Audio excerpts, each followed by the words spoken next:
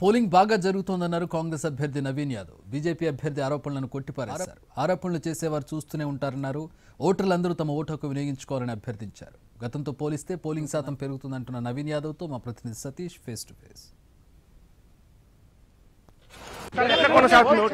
జనాలు చాలా పాజిటివ్ గా పోలింగ్ కేంద్రాలకు వచ్చి మంచి పోలింగ్ పర్సెంటేజ్ పెంచుతా ఉన్నారు. జనాలకు చాలా చాలా థ్యాంక్స్ చెప్తా ఉన్నాను.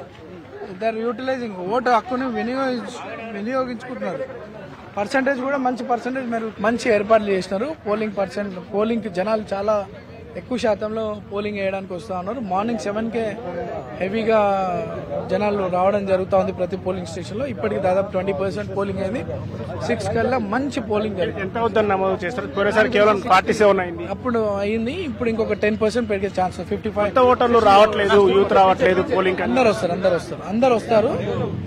అందరూ కూడా ఈ బై ఎలక్షన్ అనేది సింగిల్ ఎలక్షన్ రావడంతో మొత్తం రాష్ట్రం అంతా కూడా చాలా ఒక నెల 2 నెలల నుండి అబ్జర్వేషన్ ప్రజలు కూడా చాలా ఇంట్రెస్ట్ గా ఈ ఎలక్షన్ చూసినారు. అండ్ ఆ ఇంట్రెస్ట్ పెరిగింది. జనాలకు వచ్చి నా ఓటు హక్కు వినియోగించుకోవాలని and youth and fresh voters అందరూ కూడా చాలా పార్టిసిపేట్ చేయడం జరుగుతుంది. రైట్, అది కొత్త సాయంత్రం వరకు ఓటింగ్ శాతం అయితే పెరిగే అవకాశం ఉంది. ఇప్పటికీ ఒక 20% నమోదైనప్పుడు కూడా సాయంత్రానికి ఇంకా చాలా ఓటింగ్ శాతం పెరిగే అవకాశం